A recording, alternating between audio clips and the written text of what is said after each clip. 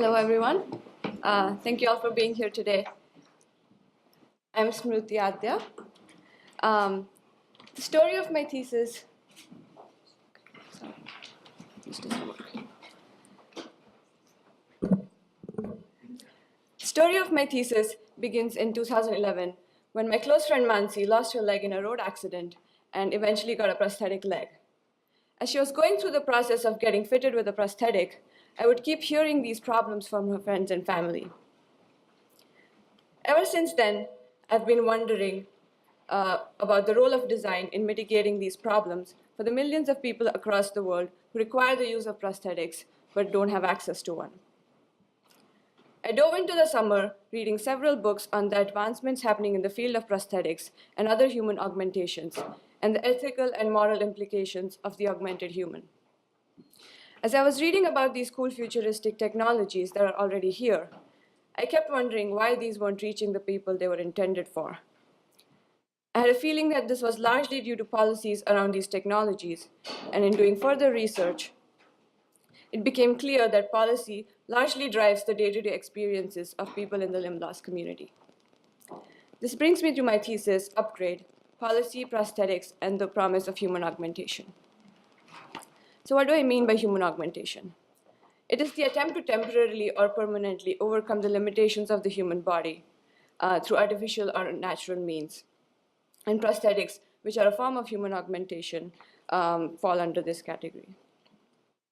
I created the stakeholder map to understand all the players in this industry, different kinds of prosthetic users in the center, the people that provide them services on the far left, the people that enable these services, and the culture and media that influences everyone.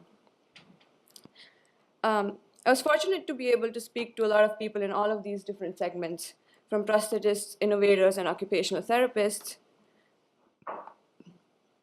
different kinds of prosthetic users,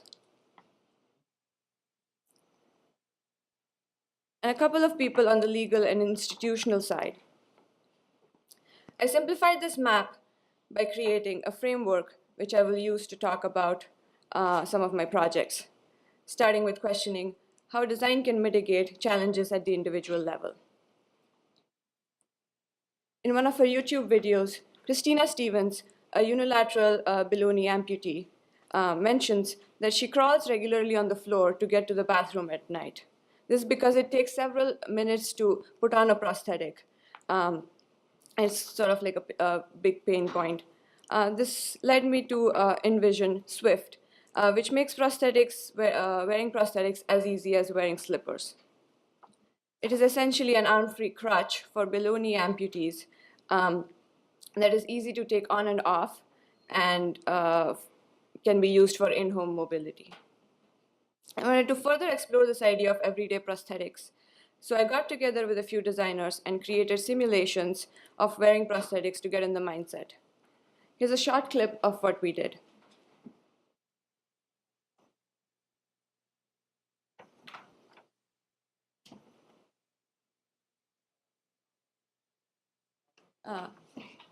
It's fine, the audio is not important.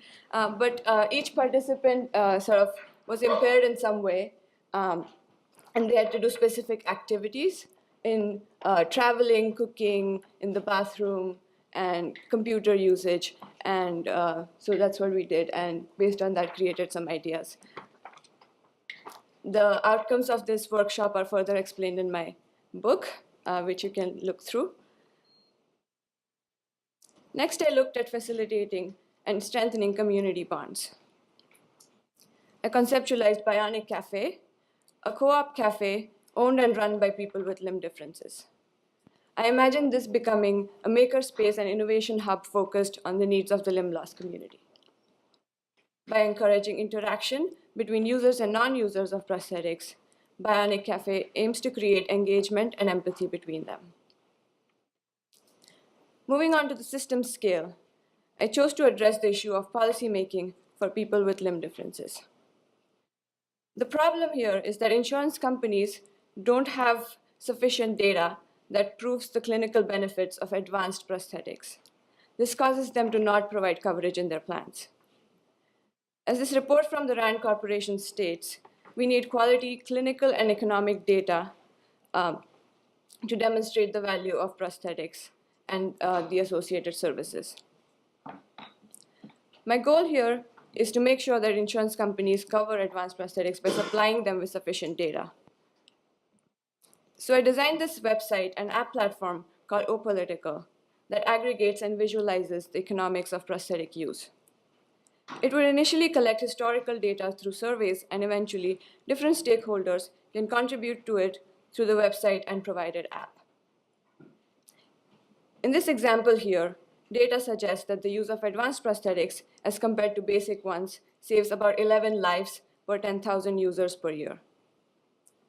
Now you can use this visualization to write to your local representatives, and the service will send the letter for you.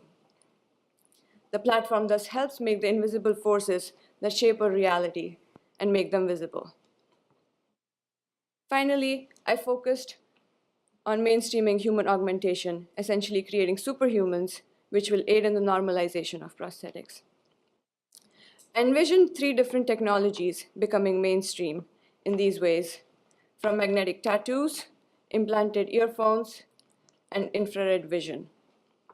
The last one in particular is a vitamin supplement that enables infrared vision.